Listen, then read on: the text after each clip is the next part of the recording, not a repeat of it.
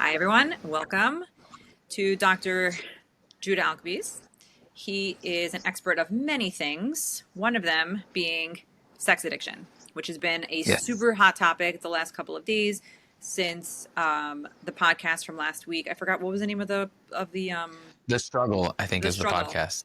Since Yeah. that podcast came out last week, it's been a super hot topic. I mean, I think it's always been a very hot topic, but now Yes. specifically with that, it really like kind of shone a light on it, which solicited a tremendous amount of questions from my followers. So let's jump right in.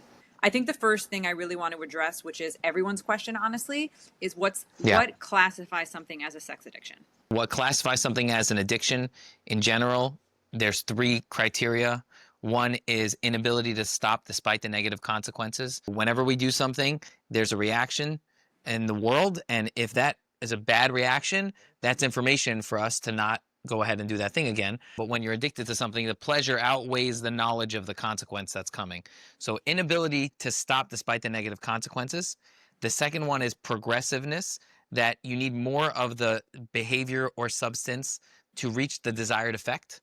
That could be the frequency, the intensity. A lot of people with porn addiction struggle with frequency, that they're doing it more and more, and that they need more intense stimuli. It progresses. And then the last one is dependence, which is physical or psychological dependence. Physical and psychological dependence is where you rely on it to provide a certain need for you. And if you didn't have that substance or behavior, then it would feel like there's a void, and it would be distressing to you that you're not able to feel whatever you normally feel when you have access to Okay. your And behavior. for purposes of clarity for everyone, you need to have all three of these for Yes. it to be considered an addiction, any kind of addiction, not Yes. just sex addiction, Yeah. not just porn addiction, drug addiction, food addiction, alcohol addiction, anything, any kind of addiction. You need to have all three of these factors in order for it to be considered an addiction. So, for example, if I've gotten this question a lot, a husband who admits to his wife that when he's walking in the street, he pictures women undressed, not Right. doing anything about it, but felt guilty, so shared it with his wife. And of course, not of course, actually, a lot of times, the wife's response is, "You're disgusting. You're an addict. You must be addicted to sex. What is this? How could you treat, like, it's so disrespectful to me." What do you have to say about that? First of all, the behavior itself doesn't qualify as an addictive behavior, right? Right. The idea of somebody walking down the street and thinking about somebody else in a sexual manner doesn't qualify it as an addictive behavior. Okay. Okay, because of the three So then criteria. what would make it, Yeah. okay, wait, finish. I do want to know what would make it a qualifier, but yeah, keep Yeah. going. It doesn't, just off the top of the bat, it doesn't make it an addictive behavior. It also, for the male brain, it's a normal thing, and that's an important thing to consider in all of this. Now, qualifier in that, and I know that people are going to come at me for this, the spouses and things like that, and trust me, I got your back, spouses. You'll hear I got your back, but it is not. It is not to say that somebody should be staring at women, but it also doesn't mean that the husband has a responsibility to have zero thoughts in their head ever about another person, Right. I'm not and that they talking have about to like a report it creepy to their weirdo who wife. sits in the park, stares at women. That's all I'm talking about. I'm No, but talking meaning about like a guy unfortunately walking there's, through a yeah, crowded street and is right. doing this and felt the Well, need to I mean, share it with his wife because he felt guilty. That's what I'm talking right. about. So he felt guilty. I mean, just off the top of my head, sounds like there's a nice little codependent dynamic going on there, right? He felt guilty, so he needed to tell her so he could feel better about the fact that he might be betraying her, which then makes her upset, which then makes her. Okay. So you would say that that's not something you should share with your wife then? I I'm don't not trying believe to so. like push Right. you into a corner, but I know what people are going to say. You could try to push me into a corner. I don't mind, because I got nothing to lose at this point. So, but By the yeah, way, solid point. yeah, right. Nothing to lose. Well, it's not something that somebody should be sharing it with their wife, or their spouse or whatever. It where it gets complicated is where there has been betrayal, which I think we'll talk about in a little bit. Hmm. Just the idea of betrayal, lies, instability in the relationship, trust, all that kind of stuff. Hmm. That's where it gets complicated, because it's like, well, if you lied to me so many times, I need to know that you're clean. And I do have an approach to that, but let's hold off on that because we're still defining addiction, I think. Okay. So when somebody is not progressing in their behavior, right? So let's say they're walking, they go to shul and they see women and they're like, oh, that's an attractive woman. And they have thoughts about that attractive woman. There's no progression in that behavior. They're not following the woman home. Right. You understand what I'm saying? Yeah. Right. So that's a really important one to look at. What's the behavior escalation? Right. So like, let's say you're in the supermarket. I've worked with a lot of men who have this, where they actually are sex addicts, and they're in the supermarket. They see an attractive girl, and then they follow her around the supermarket for 3 hours, and they never get the stuff that's on their grocery list. Oh my God. That's a behavior creepy. that escalates.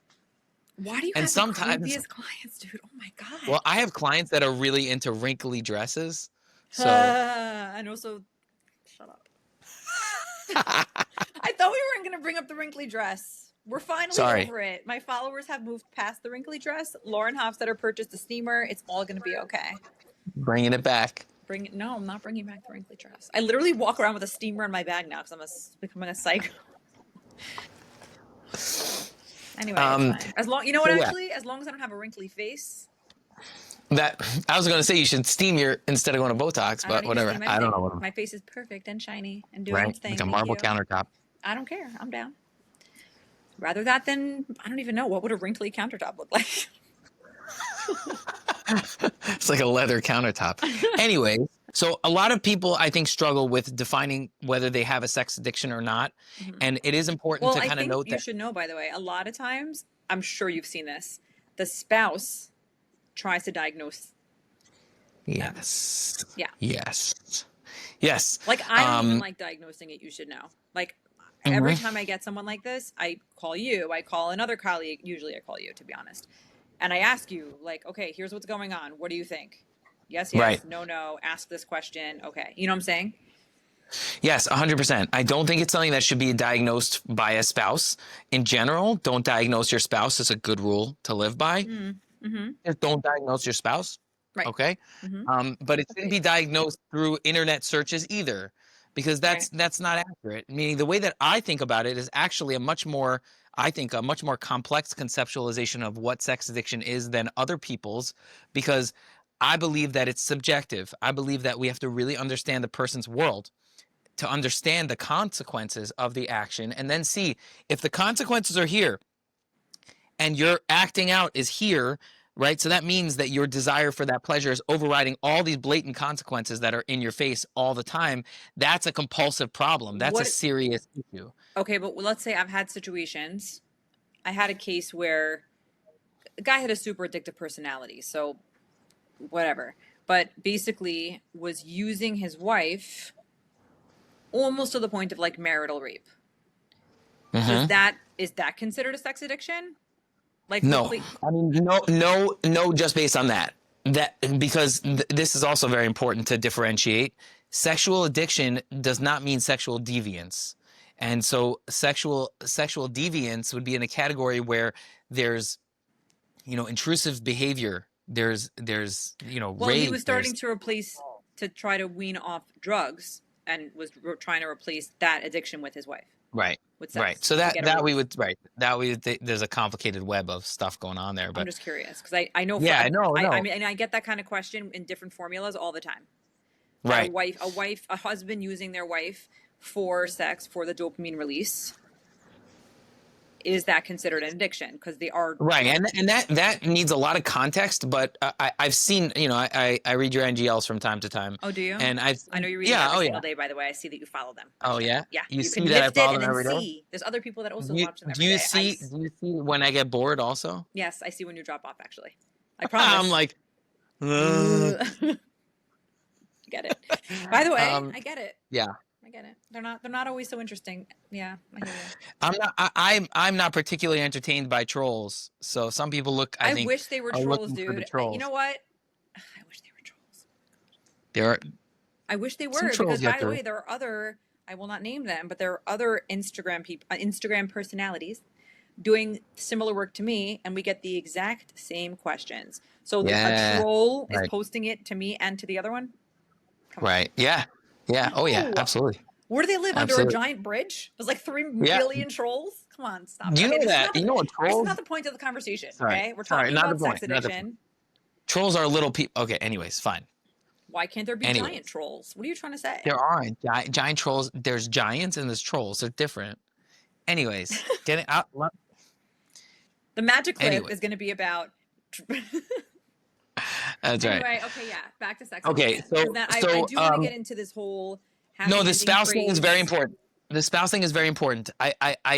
There's a lot of complexity to understanding the male sexual drive, which I think is important for a lot of women to understand, not in a way that makes it then they have to be the slave to the man, and not in a way that Well, no, they I've have seen to it do go things both that are directions, by the uncomfortable. way. Right, right. Oh, yes, yes, yes. There is no benefit to diagnosing your spouse. I'm going to say it again. There's no benefit to diagnosing your spouse with a sex addiction. If your spouse Or wants to have sex anything, with by the you, way, any type of yes, diagnosis. Period. No one's a yes, anything, narcissist. No right. one's a bipolar. No one's a sex Don't do it. addict. No Just one. don't do it. You Yeah, don't no. get anything out of it. Right. Yeah. I once worked with a client who every time she said, I think my husband is a this, I would say, tell me what you're feeling right now. Because I determined that she was doing it to avoid a feeling. So we talked about it, and she would diagnose her husband multiple times throughout a session. I think he's autistic. I would say, tell me what you're feeling right now. And eventually it got her to a place to realize that she was just doing it to make herself feel better, and it was damaging herself and her marriage. Wow. Anyways, when one person, spouse, wants to have sex with the other person and they want frequent sex, that doesn't mean that they're a sex addict. Sex addict is a compulsion where the person is using sex in a way that there's harm being done to their life and their family most of the I was gonna say, time, what about their and they're still spouse? doing it anyway. What? What about their spouse? Meaning something like what I just explained to you, like almost So forcing themselves on their spouse because they need it. So again, that could be a part of a sex addiction, but it could also be part of a sexual deviance, where there's control and violence and things like that, right? Mm-hmm. You mentioned drug addiction in that case. Right. So you There's would say it would be more like a sexual deviance versus sex addiction. Well, yeah, maybe we'd have to have more details on that case, right? Which I'm not giving you. But But like what anyway. Right. But which I don't want. But what I see in Ooh. your NGL sometimes will be like questions of like, my spouse wants to have sex so often, I feel like they're using me because they have a sex addiction. And I don't know if there is a already history of a diagnosed sex addiction I don't or a either. They spouse don't tell me. diagnosed. Right, right. But I want to say this, that it's sex addiction is not diagnosed by the amount of sex that someone has. It is diagnosed by the So if you have sex consequences of the 5 times action. a day, if you request sex from your wife 5 times a day, 7 days a week, Hmm. not an addiction. Well, what does your wife say to that? I'm not so down. So, okay, so he wants sex and he doesn't do anything else sexually? I don't know. Is he Masturbate? masturbating? Is he Maybe. watching porn? Right. So meaning that it needs much more of an understanding of what the person's sexual life is. 5 times a day would obviously be a lot, but I think that there are some times where people are like, they don't know how to say no to their spouse, or their spouse is really pouty when they say no, and then they give in because there's that codependent thing going on, right? So like, I don't want my spouse to be sad, so I'm going to give in even though I don't really want to. And they're like, I think my husband has a sex addiction. Slow down. Slow down. Mm-hmm. People who have sex addictions, they are consumed by sex and they escalate in their behavior. People who have sex addictions generally are not going to their wife and saying, hey, honey, let's have sex a bunch of times a day. Now, there are many times, I have to say this entirely, there are many times where people who are acting outside of their marriage are then going into their marriage and having a lot of sex in their marriage because they are just any sex, anytime, any sex, anything. But you have to have the knowledge of what's happening outside the marriage, right? Meaning I've worked with people who watch porn all day and then beg their wife for sex over and over and over and over again in the middle of the day, at the end of the night, in the middle of the night, but then they go back and watch porn. Yeah, right? So looking at the whole picture, Mm-hmm. there is obviously some serious compulsive behavior going on. But just because somebody wants to have sex with their spouse, that's not enough. And if somebody's upset about it without knowing other information about the rest of their sex life, I ask the question of like, is this that you have a hard time saying no to your spouse?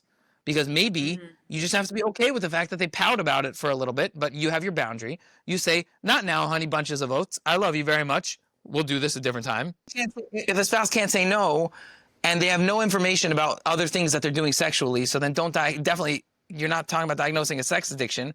Maybe your spouse wants to have sex a lot. Okay, fine. Let's talk about happy endings, which by concept, I only know what they are because of my PhD. People ask me all the time, where can I go to get one? I don't know. You know People what? I ask you don't all know. the time, where can I go to get one? You have no idea. They don't. They don't. Do they think you're like a service? You're I like a don't know how, like a like they, concierge service. I really don't know. I didn't even know that women can get one until like last Yeah. week. Hmm. I did not think it was a female thing at all. Yeah. What do we say about a guy who is frequenting an establishment like that? Married or not married? Let's start off with not married, because I get that question a lot. I frequent happy ending parlors. I'm single, but I plan when I start shidduchim that I'm not going to do it anymore. And I'm like, okay, well, Okay. So how are you going to not do it anymore? good. Okay. So two things. One is just because someone's not married doesn't mean they don't have negative consequences from their behavior. Okay. So happy endings, for example, are expensive. Depending on where you go and right, how you told me desperate this. you Oh my are, God, I was right? They shocked. could be very expensive. They could be a couple $100 a pop, It's nuts. Oh yeah, we talked about this, right? and I made my comment, Yeah. and we're not going to say it again. Yes. Right. Okay. Good. So, so they're very expensive. This is an example where somebody who's single and has no marital responsibilities may say, "Hey, I told myself I was going to stop because I don't have money for groceries, but then I went again." That Okay. You see how that's like inability to stop despite Right, the we're not negative even consequence. talking. So that's a single person, because we're not even talking about the fact that your wife would be upset or Right. whatever. Because then we also talked about, Right. what if my wife said I could go? Right, right. So we're going to get to marriage in a second. So the other thing about single people is this is important. It's, unfortunately, people don't really understand this. A lot of men don't understand this, is that you're not going to stop your behaviors when you're married, because that's not how it works.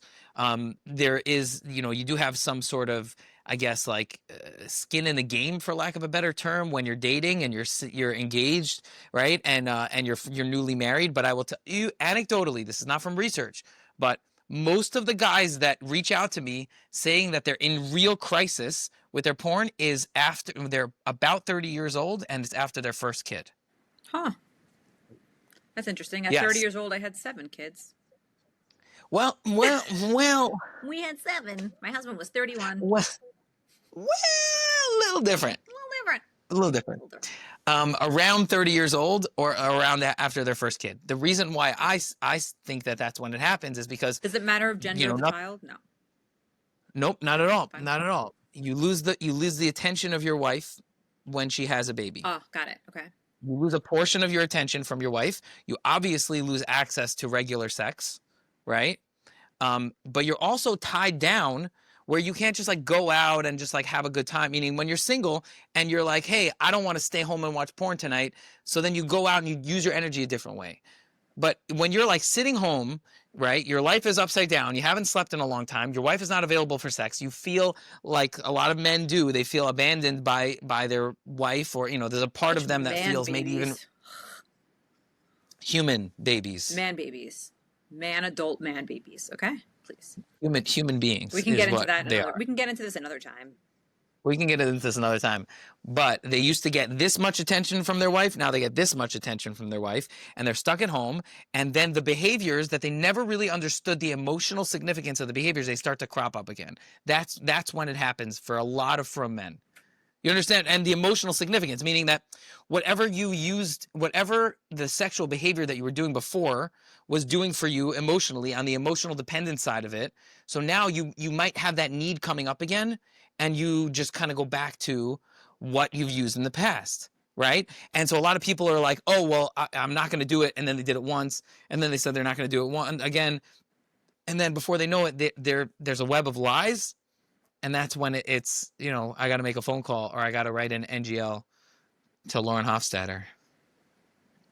Somebody told me I'm the next Dr. Ruth. I'm so down. A couple people told me that. It's going to be great. What about Dr. Laura? Dr. Lauren? Dr. Laura? I'm not going to change my name to Ruth. Is that what you thought was going to happen? Well, you're going to have to change your name to Doctor. Crisis. I'm just Lauren. Unlike other people. I don't have a name crisis. I'm very settled in my name. Are you? Juda. Juda/Yehuda? You don't know your name. It's fine. Juda. Anyway.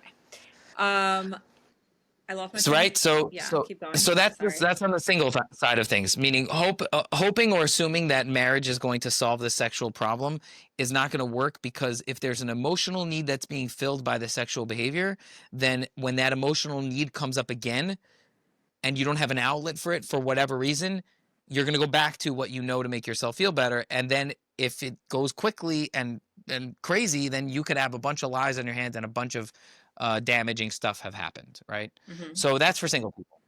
Now, in terms of happy endings for married people, it is cheating on your spouse. It is part of it is Don't under the cheat umbrella on of your betrayal. Do not do that if you actually value your marriage. What if your wife gives you permission? I've never met this lady. I mean, she exists. I'm sure. Does she in your met her NGLs? either, but I'm sure she exists. Listen, I bet for you in your listen, NGLs, it's a here's the guy. thing. Here's the thing. Definitely in a postpartum situation, there are definitely some women that are just, they get made to feel so guilty. They're just like, go freaking figure it out, bro. Like, I can't do it for you. Then tell them to go masturbate. Don't tell your husband to go cheat on you and then be upset that your marriage doesn't have trust. Okay, so I'm being really naive here. Why is masturbation different than giving permission to go to do a happy ending? It was with another person. Okay, so it's the other person that's the problem. Okay, fine. Even though it could be like some 85-year-old Chinese lady who's like wrinkly and gross. Which just the guys out there who either have done it, they know it is an 85-year-old lady, Chinese lady, and if you haven't done it, like take the fantasy down a notch because it's an 85-year-old Chinese lady. It's so gross. I mean, I'm straight up honesty. I don't know from personal experience. I don't get it. I cannot connect with it. I don't resonate with it. There are some parts of what I teach that I resonate with. This is not. Right. In the male brain, it makes more sense. Why? Why? I mean, this could be a longer conversation, but essentially the male brain can attach a fantasy to something and then become connected to it. Just close your eyes and picture something else? No. The male brain can attach a fantasy to this person is actually interested in me, actually likes me. Why would I want an 85-year-old wrinkly lady to be interested in me? Because their mom was 85-year-old. What if it's a dude? Do dudes do that? They for sure do. You know this. Sex is about relating. I agree with you, but I'm saying, what if it's a guy doing your happy ending? I guess no. So it doesn't mean that.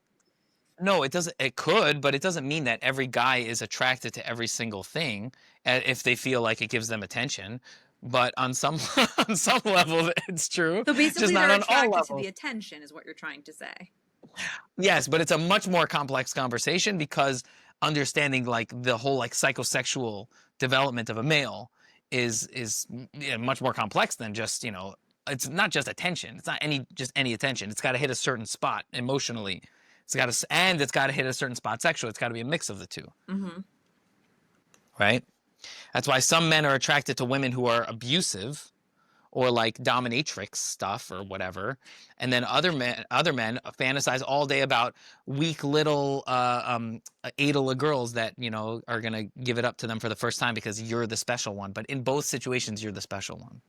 Happy endings are bad for marriages. Correct. They're bad for marriages. They're bad for single people. And they're not so legal from my understanding. I don't know how people are doing this. Yeah, they're not so legal. I mean, there is always the chance. Legal on like the Vegas Strip. Sure. Yeah, I guess so. Mm-hmm. I mean, it could be. It's not, but like, there's also always a chance that you end up, because I've had this with clients that have ended up in seedy places looking for a happy ending, and then they might have had an underage girl. Oh, that's great.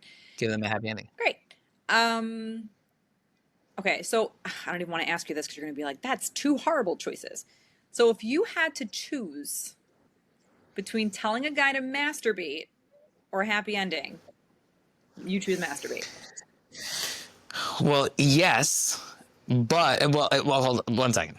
And actually, let me back up. What makes masturbation? How does masturbation become an addiction?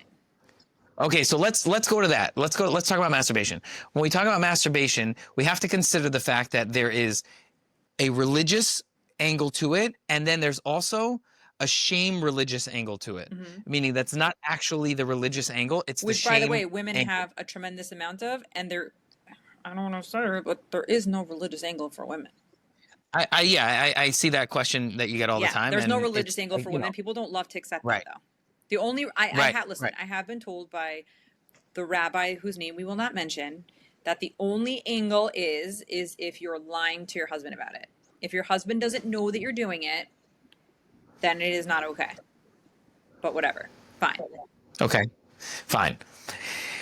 The religious stuff, which, the actual laws about it are pretty clear that you're not supposed to do it. Now, Because of Zera Levatala. because it's Levatala. Okay. But most of the men I work with have layers and layers of shame, thinking that they are killing babies and that they're like they're not going to be accepted Do they into not like know that babies have to, like, a sperm has to meet an class. egg? Like, No, it's the shame of do like they think they're of that spilling like a million spiritually. babies? Spiritually, yes. A million babies? Okay. A billion, You know, billions. is that what they teach in yeshivas? That's nuts, bro. So they don't, it's not often, well, sometimes it's taught directly, but other times it's just the secrecy or the like, or the embarrassment around it. But the bottom line is that many men that I work with, if not all religious men that I work with, have a feeling that they've done the most horrible thing that you can imagine if they've masturbated. Now, to the point where it's distorted enough that people will watch porn, betray their wife, watch porn for 2 hours, and then not masturbate and think that they're clean, that they're absolved. Right? And meanwhile, their wife is like, you're devastating me. You lied to me again. I can't trust you. I don't know you. And in his mind, he's like, what are you talking about? I didn't do anything wrong. Halachically speaking. Oh, not even halachically like, speaking. No, not I halachically speaking. I've had clients like that where they just watch for the endorphin release and they don't do anything. Which, okay, I don't know. If you're single, you want to do that. No. Go ahead and do that. Married. No, so that, right. So in terms of masturbation, which I found so interesting, by masturbation, the way. But whatever. Yeah, well, I mean, there's a lot of distorted religious stuff which gets wedged into this, like people who don't want to, who keep the door open when they're with a prostitute because of yichud. Like I've heard that before. No, I'm serious. That's a good one. I'm curious. Yeah. But they're having penis vagina intercourse and they're keeping the door open because of yichud. Yeah. Because it's because there are real distorted understandings of religion, and I'm not here to talk about. I don't know why intercourse was the problem, by the way. They're touching and the door's open. Who cares? Yeah, no, it's not logical. Right. It's not logical. So sometimes people need to sort out that stuff, right? Because this is what I never tell somebody to masturbate if it's against their values. And if they're saying that they're religious and they don't want to masturbate, I will never say, you should masturbate. No, that's a consequence for you. But why would you tell someone? There have been situations where non-Jewish, you told them to masturbate? Yeah. Why? Because sometimes people are going out and spending 9 hours in a strip club, $1,500, and waking up, going to sleep at 4 a.m. when if they would have just masturbated, they would have gotten it. Then okay, fine. Yeah. Okay. Oh yeah. I mean, it's sometimes, and people are going to take this out of context. Do whatever you want with this. But the other thing we are. Sometimes people need to put masturbation in what I call a break glass for emergency, kind of like a fire extinguisher thing, and have it there. And no, this is for a lot of guys. This is very important. If they're comfortable with this, meaning halachically or whatever they're up to, wherever they're up to religiously, but know that there are times where somebody should go ahead and masturbate. Just get it out of the way instead of going on a 6-hour bender, right?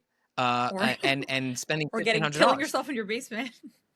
Yes, right. But it's not something you'd recommend to a religious guy because. No, because I'm understanding their world. I have to understand what are the consequences for you. So if somebody says I'm very religious and this is something. You'd be okay with a 6-hour bender instead? That's what I'm trying to say. Like, at what point? No. Wait, let me do? finish the whole thing. Dr. Ruth, let me finish the whole thing. Dr. Lauren. Okay. Dr. Lauren. We love Dr. Lauren. I'm not saying that I'm recommending this versus this on in a general sense. No, I'm saying in longer conversations. One second, Rebbe. 1 second. I'm not a Rebbe. I don't know. I feel like I'm arguing with my Rebbe right now. Hold on. I get that a lot. Rebbe, hang on. Because you're hacking like. Hold on. I'm not saying in general this is better than this. What I am saying is in understanding masturbation for the Jewish or religious whatever person it's an important part of the the conceptualization is, where does this fit into this person's life? Now, there are times where I've had a wife tell a husband, I don't care if you masturbate. I don't want you to watch porn, and I definitely don't want you to do anything with another human being. Okay? And they will watch porn, not masturbate, and then be like, I don't understand why she's mad at me. And I'm like, why didn't you just masturbate? Meaning Because she you're was okay with it. the masturbation, not with the porn. Right. Right. Exactly. He's okay with it. She's okay with it. And then he went and he did something else, which she wasn't okay with. And then he was upset afterwards when she was like, I can't trust you to do anything. Right. Why do you think? So meaning that. Okay. Yeah. I have another question, but yeah. Masturbation is very complex when it comes to people's upbringing and their view of it when it's entangled in religious beliefs. Right. Now, sometimes in a marriage, there are people who say their spouse says, I don't care, masturbate if you need to masturbate, right? So going back to the happy endings, like this person is postpartum, don't tell your husband to go cheat on you. Like that's on you. I mean, it's on him too, but like, if someone says to their husband, do what you got to do, and they know that husband is going to take that and like, I guess I'm going to strip clubs and whatever, don't be surprised when you can't get him back afterwards, or you never trust him ever again. You can say to him, these are the boundaries. I'm okay if you masturbate because that's on you halakhically between you and God, but don't you dare cheat on me, right? Like those words have to fly out of your mouth. Otherwise you're going to be upset when they did what you told them to do. Now I forgot my question. Shoot, it was a good one. Yes. Oh, crap, I forgot my question. Okay, so let's close because we're already at like 35 minutes. Yeah, it's long. Okay, Judah, what would be something that you would hope to explain to people besides not diagnosing each other, because that's bad? But what would be, meaning I don't even think either one of us does that. Like won't diagnose a spouse or diagnose a family member. It's like the same concept as not doing surgery on a family member. Like you don't do that. Yeah, if you're too close, don't diagnose. Exactly. That's the phrase. Oh, look at that. If you're too close, don't diagnose. Good job.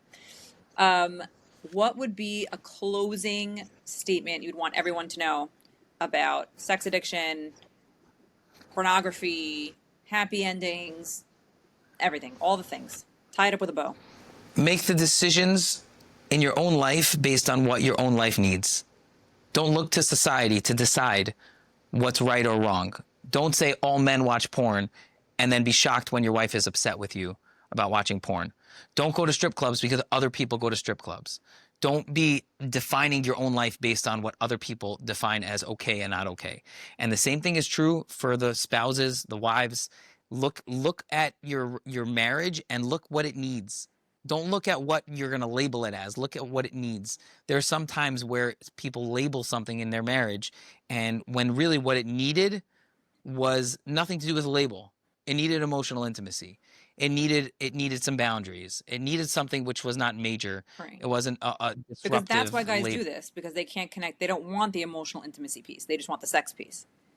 Well, there's a million reasons why guys do it, but a lot of times it predates the wife. Yeah. Significantly, right? In terms of emotional intimacy, upbringing, all that kind of stuff, right? But understanding the dynamic that you have with your spouse is really, really important. And so labels aren't going to do anything. Looking on Reddit or just reading posts or getting really into like, now I'm reading Robert Weiss's stuff or now I'm reading this person's stuff, all of that could be really damaging to your relationship if you're not looking at what your relationship needs. So look at what your life needs and look at what your relationship needs. I tell people all the time who are single, I'm like, if you want to watch porn your entire Sunday, go ahead and do that. But I know you, and I know there's a lot of other things that you like. So in your life, it doesn't matter that men watch porn. In your life, you like to go rock climbing, you like to go cycling, you like to play chess, you haven't spoken to your brother in a year and a half. You know, bake a cake. I don't know, freaking do something. Live your life. Okay. And I think, by the way, okay, excellent. Calm down. You don't have to calm down. I think we should do another one, by the way, about, because honestly, you know a lot more about this than me, even though I'm doing the PhD. They don't talk about this enough, unfortunately. Right. How to help, and again, I've worked on this a lot, but I think you'd have another perspective, how to help couples heal and like move on from this type of infidelity, meaning not even necessarily sleeping with someone else. I mean, porn Yes. addiction, or not even porn addiction, porn viewing and happy endings and It's very serious. yeah, Yes, for it's real. very I'm saying, but serious. not It's something that's not classified as an addiction. Something that happened or right. is happening. And I don't think it's fair that either partner should have to just move to acceptance. Like, why do I have to accept Correct. something I'm not okay with? So Correct. it's kind of like, Correct. I think we should do another one on that because I think a lot of people would benefit from Yeah. it. And a big part of the training for my CSAT training, they always talked about 3 to 5 years for a couple to heal from real betrayal, right? I think it's even And that longer. they always Depends on yeah, the and it level could of be even betrayal, I longer. think. Yeah. Oh yes, absolutely. But if with a couple doing hard work, they will arrive at a place that they didn't ever arrive at before. It will be a new couple almost, but it will be Oh, I don't even brutal. think three almost. I to five think for sure. Yeah. Yeah. Yeah. Well, if they're not successful, they won't. Yeah. Right. Yep. Maybe they stay in their own pattern. This was great. I'm sorry.